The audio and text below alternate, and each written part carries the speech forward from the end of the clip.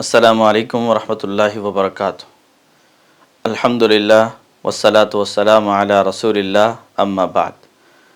आज की हमारी गुफ्तगू पारा नंबर 23 के हवाले से है, जिसका आगाज़ इन अल्फाज से होता है, अऊज़ु बिल्लाहि मिनश शैतानिर रजीम, बिस्मिल्लाहिर रहमानिर रहीम, वमा लिया ला अअबुदुल्लज़ी फ़तरनी व इलैहि तुरजऊन।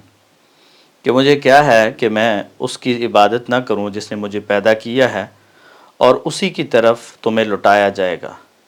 और इस पारे का इख्तिताम इन अल्फाज से होता है, सुम्मा इन्नकुम यौमल क़ियामति इंद रब्बिकुम तख्तसिमून, कि फिर तुम क़यामत वाले दिन अपने रब के सामने झगड़ोगे। पारे के आगाज़ में इबादत खुदावंदी और रब की जानिब लौटाए जाने का तज़किरा, और पारे के इख्तिताम पे अल्लाह रब्बुल आलमीन के सामने पेश किए जाने का तज़किरा मेरे और आपके लिए पैगाम रखता है कि अगर तौहीद के साथ ज़िंदगी इबादत खुदावंदी में गुजारी गई तो फिर तो कामयाबी ही कामयाबी है, वरना नाकामी ही नाकामी है। तो आइए इस पारे की रोशनी में देखते हैं कि मैदान हशर के मुताल्लिक़ अल्लाह ताला ने क्या बयान किया है और जो लोग कामयाब होने वाले हैं उनकी सिफ़ात क्या हैं। तो मैदान हशर के हवाले से जो पहला मंज़र अल्लाह ताला ने बयान किया है वो ये है कि सूर फूंका जाएगा। सूरह यासीन की आयत नंबर 51 में अल्लाह रब्बुल आलमीन फरमाते हैं, वनुफ़िख़ फ़िस्सूरि फ़इज़ा हुम मिनल अजदासि इला रब्बिहिम यंसिलून, कि सूर फूंके जाते ही सब अपनी क़ब्रों से अपने परवरदिगार की तरफ तेज़ तेज़ चलने लगेंगे। और दूसरी कैफियत ये बयान की है कि एक चीख होगी। सूरह यासीन की आयत नंबर 53 में अल्लाह ताला फरमाते हैं, इन कानत इल्ला सैहतन वाहिदा फ़इज़ा हुम जमीउन लदैना मुहतरून, कि एक चीख होगी और यकायक सारे के सारे हमारे सामने हाजिर कर दिए जाएंगे। और तीसरी कैफियत, तीसरा मंज़र ये बयान किया गया है कि उन्हें क़ब्रों से उठाया जाएगा तो वो अफसोस कर रहे होंगे। सूरह यासीन की आयत नंबर 52 में अल्लाह ताला फरमाते हैं, क़ालू या वैलना मम बअसना मिन मरक़दिना, कहेंगे हमारे लिए हलाकत हो, हमें किसने हमारी ख्वाबगाहों से उठा दिया है। हादा मा वअदर रहमान, ये वो है जिसका रहमान वादा करता था। व सदक़ल मुरसलून, और नबियों ने सच सच कह दिया था। और चौथा मंज़र ये बयान किया कि सब के सब अल्लाह के सामने पेश किए जाएंगे। सूरह यासीन की आयत नंबर 32 में फरमाया, व इन कुल्लुल लम्मा जमीउन लदैना मुहतरून, के तमाम जमातें हमारे सामने हाजिर कर दी जाएंगी। और पांचवा मंज़र, मुजरिमों को अलग से खड़ा कर दिया जाएगा और उन्हें बाकियों से अलग कर दिया जाएगा। सूरह यासीन की आयत नंबर 59 में अल्लाह रब्बुल आलमीन फरमाते हैं, वम्ताज़ुल यौमा अय्युहल मुजरिमून, कि उन्हें कह दिया जाएगा कि गुनहगारों आज तुम अलग हो जाओ, यानी बाकी लोगों से, अहले ईमान से अलग कर दिया जाएगा और ये उनके लिए बायसे ज़िल्लत और रुसवाई होगा। और छठा मंज़र ये बताया गया कि तुम क्या करते रहे और तुम क्या आमाल करके आए हो, सारा कुछ उनके सामने पेश कर दिया जाएगा। अल्लाह ताला उनके आमाल उन्हें दिखा देंगे और उनसे इकरार करवा लेंगे। सूरह ज़ुमर की आयत नंबर 7 में अल्लाह ताला फरमाते हैं, सुम्मा इला रब्बिकुम मरजिउकुम, कि फिर तुम्हारे रब की तरफ तुम्हारा लौटना है, फ़युनब्बिउकुम बिमा कुंतुम तामलून, तो अल्लाह ताला तुम्हें बता देगा कि तुम क्या अमल करके आए हो। इन्नहु अलीमुम बिदातिस सुदूर, अल्लाह ताला सीनों के राज़ों को भी जानने वाला है। और सातवां मंज़र जो बयान किया गया है वो ये है कि वो फ़ैसले का दिन होगा, उस दिन फ़ैसला हो जाएगा हर एक के दरमियान। सूरह साफ़ात की आयत नंबर 21 में अल्लाह ताला फरमाते हैं, हादा यौमुल फ़स्ल लज़ी कुंतुम बिही तुकज़्ज़िबून, कि ये वो फ़ैसले का दिन है जिसकी तुम तकज़ीब करते थे, जिसे तुम झुटलाते थे, यही वो फ़ैसले का दिन है कि आज फ़ैसला हो रहा है। और अल्लाह रब्बुल आलमीन आठवां मंज़र बयान करते हुए इस बात का तज़किरा करते हैं कि वो फ़ैसला करने वाली ज़ात दुनिया का कोई जज नहीं होगा जिसे ख़रीदा जा सके, जिसे डराया जा सके, जिसे कोई लालच दी जा सके, बल्कि फ़ैसला करने वाली ज़ात अल्लाह रब्बुल आलमीन की ज़ात, अहकमुल हाकिमीन की ज़ात होगी। सूरह ज़ुमर की आयत नंबर 3 में अल्लाह ताला फरमाते हैं, इन्नल्लाह यहकुमु बैनहुम, कि अल्लाह ताला उनके दरमियान फ़ैसला करेंगे, फ़ी मा हुम फ़ीही यख्तलिफ़ून, जिसमें वो इख्तिलाफ़ करते थे। तो अल्लाह ताला उनके दरमियान फ़ैसला कर देंगे। और नौवीं कैफियत और 9वां मंज़र वो ये है कि फ़ैसले में किसी तरह का जुल्म नहीं होगा। सूरह यासीन की आयत नंबर 54 में अल्लाह ताला फरमाते हैं फ़लयौम ला तुज़लमु नफ़्सुन शैया, कि आज किसी पर एक ज़र्रा बराबर कुछ भी जुल्म नहीं होगा। वला तुज़्ज़ौना इल्ला मा कुन्तुम तामलून, और तुम्हें सिर्फ तुम्हारे आमाल का बदला दिया जाएगा। और 10वां मंज़र ये बयान किया है कि ये दुनिया की ज़िंदगी के मुतालिक इंसान से सवाल होगा और इंसान से पूछा जाएगा। सूरह साफ़ात की आयत नंबर 24 में अल्लाह ताला फरमाते हैं वक़िफ़ूहुम इन्नहुम मसऊलून, फ़रिश्तों को हुक्म होगा कि इन्हें रोक लो, इनसे आज सवाल किया जाएगा, इनसे आज पूछा जाएगा। ये मसऊल हैं, अपनी ज़िंदगी के बारे में सवालों के जवाब देने पड़ेंगे। और 11वां मंज़र ये कि मुँह पर मोहर लगा दी जाएगी। आज कोई अपनी ज़बान से झूठ बोलने की जसारत नहीं कर सकेगा। सूरह यासीन की आयत नंबर 65 में अल्लाह ताला फरमाते हैं अल-यौम नख्तिमु अला अफ़वाहिहिम, कि उस दिन हम उनके मुंहों पर मोहर लगा देंगे। व तुकल्लिमुना ऐदीहिम, उनके हाथ हमसे बात करेंगे। व तशहदु अर्जुलुहुम, उनके पाँव गवाही देंगे। बिमा कानू यक्सिबून, जो वो किया करते थे। और 12वां मंज़र ये है कि जहन्नम की राह उन्हें दिखा दी जाएगी और जहन्नम की तरफ उन्हें धकेल दिया जाएगा। सूरह साफ़ात की आयत नंबर 22 और 23 में अल्लाह ताला ने इस बात का तज़किरा फरमाया है उहशुरुल्लज़ीना ज़लमू व अज़वाजहुम व मा कानू यअबुदून, कि उस दिन ज़ालिमों को भी और उनके जो हम नवा होंगे और जो उनके साथी होंगे उनको भी, और जिनकी वो अल्लाह के अलावा बंदगी करते रहे और वो उनकी बंदगी पे राज़ी होते रहे, तो इन सब को उस दिन जमा किया जाएगा। मिन दूनिल्लाह, अल्लाह के अलावा जिसकी इबादत करते रहे। फ़हदूहुम इला सिरातिल जहीम, तो इन्हें दोज़ख की राह दिखा दी जाएगी और दोज़ख की तरफ धकेल दिया जाएगा। और 13वां मंज़र जो अल्लाह ताला ने बयान किया इस पारे में वो ये है कि फिर इनको जहन्नम रसीद कर दिया जाएगा और जहन्नम में डाल दिया जाएगा। सूरह यासीन की आयत नंबर 63 और 64 में अल्लाह ताला फरमाते हैं हादिही जहन्नमुल्लती कुन्तुम तुअदून, ये वो जहन्नम है जिसका तुमसे वादा किया जाता था। इस्लौहल यौम बिमा कुन्तुम तकफुरून, आज तुम इसमें दाखिल हो जाओ उसके सबब जो तुम कुफर करते थे।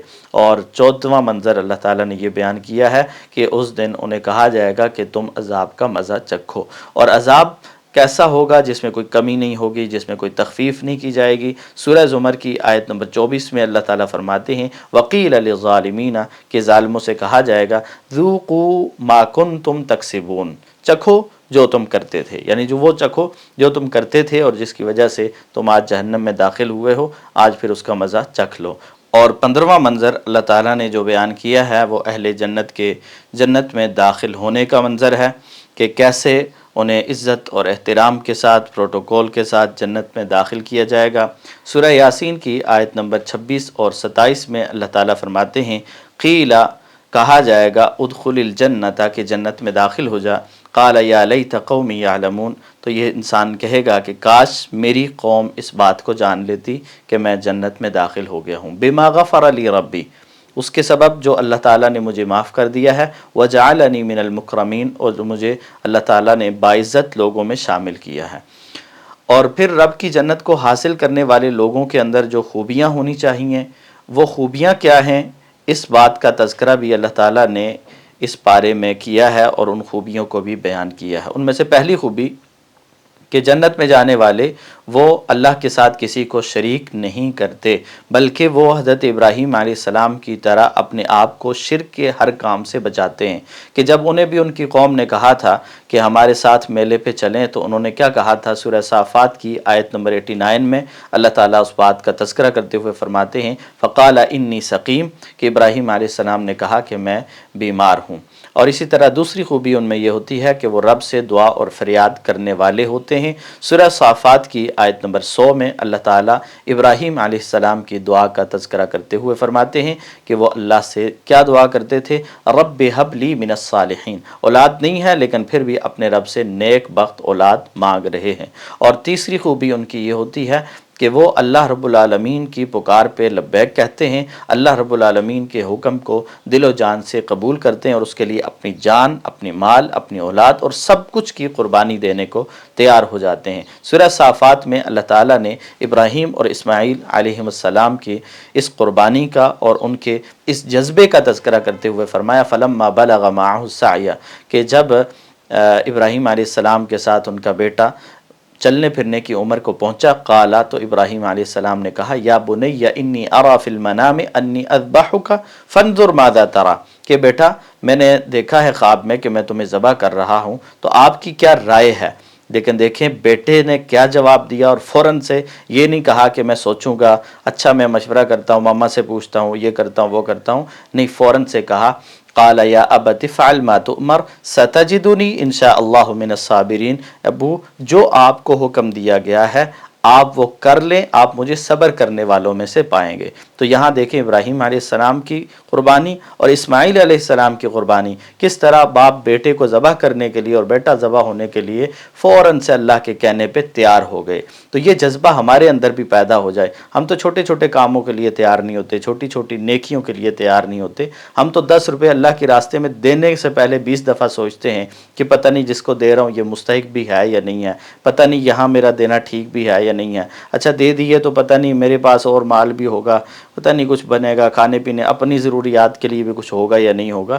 لیکن اللہ رب العالمین جیسے توفیق دیتے ہیں تو وہ نہ اپنی جان کی پرواہ کرتا ہے اور نہ اپنی اولاد کی پرواہ کرتا ہے اور نہ مال کی پرواہ کرتا ہے۔ اور اہل جنت کی چوتھی صفت یہ ہے کہ وہ اللہ کی توحید کا پرچار کرنے والے ہوتے ہیں۔ سورہ صافات کی آیت نمبر 124 سے 126 تک اللہ تعالیٰ فرماتے ہیں اذ قال لقومہ الا تتقون، کہ جب پیغمبر اپنی قوم سے کہہ رہے ہیں کہ کیا تم ڈرتے نہیں ہو، تقوی نہیں اختیار کرتے، اتدعون بعلا وتذرون احسن الخالقین، تم بال نامی بت کو تو پکارتے ہو، اس سے تو مانگتے ہو، اور تم احسن الخالقین کو چھوڑے ہوئے ہو، اللہ ربکم، اس اللہ کو چھوڑے ہوئے جو تمہارا بھی رب ہے، ورب آبائکم الاولین، اور تمہارے پہلوں کا بھی رب ہے۔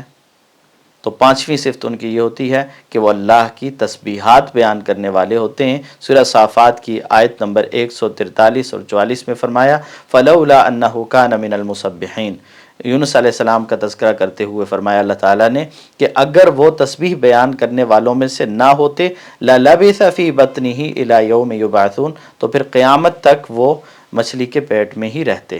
اور چھٹی خوبی ان کی یہ ہوتی ہے کہ وہ اللہ کی جانب رجوع کرنے والے ہوتے ہیں، اللہ رب العالمین کی طرف لوٹنے والے ہوتے ہیں۔ اور سورہ صاد کی آیت نمبر 17 میں اللہ تعالیٰ نے داؤد علیہ السلام کا ذکر کرتے ہوئے فرمایا اصبر علی ما یقولون، کہ اے پیغمبر آپ ان لوگوں کی باتوں پر صبر کیجئے، وَاذْكُرْ عَبْدَنَا داؤد، اور ہمارے بندے داؤد کو یاد کیجئے، ذی الاید جو قوت والے تھے، انہ اواب وہ بہت زیادہ رجوع کرنے والے تھے اللہ رب العالمین کی طرف۔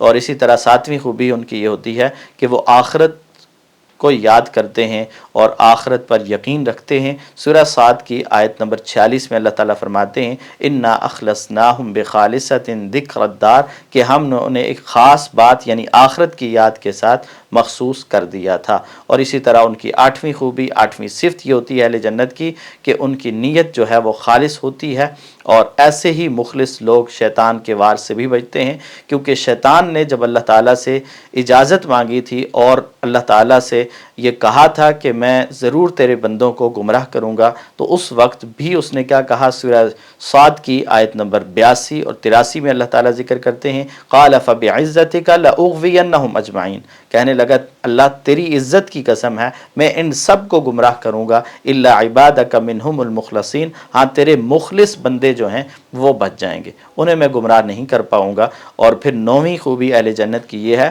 کہ وہ اللہ کا شکر کرنے والے ہوتے ہیں، رب کی نعمتوں پہ اللہ کا شکر ادا کرتے ہیں۔ سورہ زمر کی آیت نمبر 7 میں اللہ تعالیٰ فرماتے ہیں وَإِن تَشْكُرُوا يَرْضَهُ لَكُمْ، کہ اگر تم شکر کرو گے تو وہ تمہارے لیے اس کو پسند کرے گا۔ تو شکر ادا کرنا اللہ کی نعمتوں کا، بے شمار نعمتیں ہیں لیکن ان پہ ہم شکر ادا نہیں کرتے۔ اور اہل جنت کی 10ویں خوبی یہ ہے کہ وہ قیام اللیل کا اہتمام کرتے ہیں، تہجد کی نماز کا اہتمام کرتے ہیں۔ سورہ زمر کی آیت نمبر 9 میں اللہ تعالیٰ فرماتے ہیں امن هو قانت آناء اللیل ساجدا وقائما یحذر الآخرۃ ویرجو رحمت ربی، کیا وہ جو راتوں کے اوقات میں سجدے اور قیام کی حالت میں عبادت میں گزارتا ہو، آخرت سے ڈرتا ہو اور اپنے رب کی رحمت کی امید رکھتا ہو، تو کیا یہ اور نافرمان برابر ہو سکتے ہیں؟ تو اس لیے جو راتوں کو تہجد پڑھنے والے، راتوں کو قیام کرنے والے ہیں، یہ اللہ رب العالمین کے نیک بندے ہیں جو جنت کے حقدار اور وارث ہیں۔ اور 11ویں صفت ان کی یہ ہے کہ وہ علم حاصل کرتے ہیں، وہ صاحب علم ہوتے ہیں، وہ دین کے معاملات سے غافل اور جاہل نہیں ہوتے۔ سورہ زمر کی آیت نمبر 9 میں اللہ تعالیٰ اہل علم کی فضیلت کو باقی لوگوں سے عیاں کرتے ہوئے فرماتے ہیں، قُلْ هَلْ يَسْتَوِي الَّذِينَ يَعْلَمُونَ وَالَّذِينَ لَا يَعْلَمُونَ، کہہ دیجئے کہ کیا جاننے والے صاحب علم لوگ اور وہ جو جانتے نہیں ہیں کیا برابر ہو سکتے ہیں؟ انما یتذکر اولو الالباب، فرمایا کہ نصیحت تو صرف عقل والے ہی حاصل کرتے ہیں۔ اور 12ویں صفت اور خوبی ان کی ہوتی ہے کہ یہ نیکی اختیار کرتے ہیں، نیکی کے راستے پہ چلتے ہیں۔ جب ان کے سامنے برائی کا راستہ بھی ہوتا ہے اور نیکی کا راستہ بھی ہوتا ہے تو یہ نیکی کے راستے پہ چلنے والے لوگ ہوتے ہیں۔ سورہ زمر کی آیت نمبر 10 میں اللہ تعالیٰ فرماتے ہیں، قُلْ يَا عِبَادِ الَّذِينَ آمَنُوا اتَّقُوا رَبَّكُمْ، کہہ دیجئے کہ اے میرے وہ بندو جو ایمان لائے ہو، اپنے رب سے ڈرو، لِلَّذِينَ أَحْسَنُوا فِي هَذِهِ الدُّنْيَا حَسَنَةً، جو اس دنیا میں بھلائی کرے گا، اچھا عمل کرے گا تو اس کے لیے بھلائی ہے، وَأَرْضُ اللَّهِ وَاسِعَةٌ، اور اللہ کی زمین بڑی وسیع ہے۔ اور 13ویں خوبی ان کی یہ ہوتی ہے کہ یہ اللہ کے کلام کو، اللہ کی بات کو غور سے سنتے ہیں اور پھر اس پر عمل کرتے ہیں۔ سورہ زمر کی آیت نمبر 18 میں اللہ تعالیٰ فرماتے ہیں، الَّذِينَ يَسْتَمِعُونَ الْقَوْلَ فَيَتَّبِعُونَ أَحْسَنَهُ، کہ جو بات کو غور سے سنتے ہیں اور بہترین بات کی پیروی کرتے ہیں، اولئک الذین ھداھم اللہ، یہی وہ لوگ ہیں کہ اللہ تعالیٰ نے ان کو ہدایت دی ہے، واولئک ھم اولو الالباب، اور یہی عقل مند لوگ ہیں۔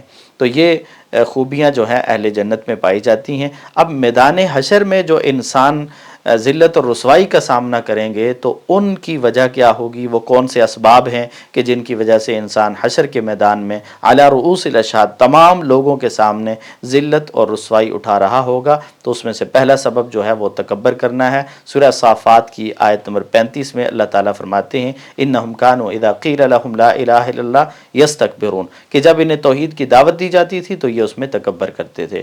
اور اسی طرح دوسرا سبب اللہ کے بارے میں جھوٹ بولنا، بغیر علم کے اللہ کے حوالے سے باتیں کرنا، اللہ کی طرف باتیں منسوب کرنا، اللہ کے بارے میں وہ صفات بیان کرنا، وہ نسبتیں کرنا جو اللہ کے شایان شان نہیں ہیں، اور بغیر علم کے یہ لوگ ایسا کرتے ہیں۔ تو سورہ صافات کی آیت نمبر 151 اور 52 میں اللہ تعالیٰ فرماتے ہیں، الا انہم من افکہم لیقولون، کہ یہ لوگ اپنے جھوٹ اور اپنے بہتان کی وجہ سے، بہتان پروری کی وجہ سے یہ کام کر رہے ہیں، ولد اللہ وَإِنَّهُمْ لَكَاذِبُونَ، یہ کہتے ہیں کہ اللہ تعالیٰ نے اولاد بنائی ہے، فرمایا وَإِنَّهُمْ لَكَاذِبُونَ، یہ جھوٹے ہیں، جھوٹ بول رہے ہیں، اللہ تعالیٰ کی کوئی اولاد نہیں ہے۔ اور اسی طرح وہاں کی ذلت اور رسوائی کا تیسرا سبب یہ ہے کہ اللہ رب العالمین کی عبادت کا مذاق اڑانا، قیامت کا مذاق اڑانا، اللہ کے دین کا مذاق اڑانا۔ سورہ صاد کی آیت نمبر 16 میں اللہ تعالیٰ فرماتے ہیں، وَقَالُوا رَبَّنَا عَجِّل لَنَا قِطَّنَا قَبْلَ يَوْمِ الْحِسَابِ، کہ وہ آخرت کے عذاب کو اور یوم حساب سے پہلے ہی